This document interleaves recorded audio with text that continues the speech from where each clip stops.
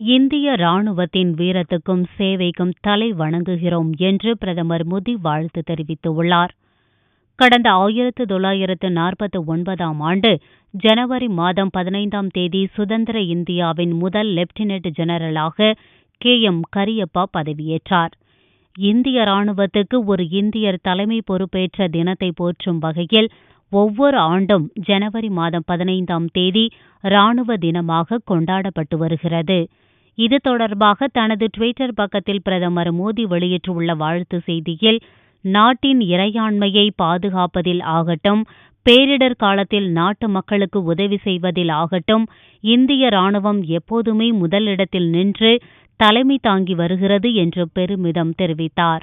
இந்திய ராணுவத்தின் வீரத்தையும் மதிப்பிட முடியாத சேவைக்கும் தலை வணங்குகிறோம் என்ற மோடி, தற்போது கடமையாற்றி வரும் வீரர்கள், ஓய்வு பெற்ற ராணுவ வீரர்கள் மற்றும் அவர்களது குடும்பத்தாருக்கு இனிய ராணுவ தின நல்வாழ்த்துக்கள் என்றும் குறிப்பிட்டுள்ளார்.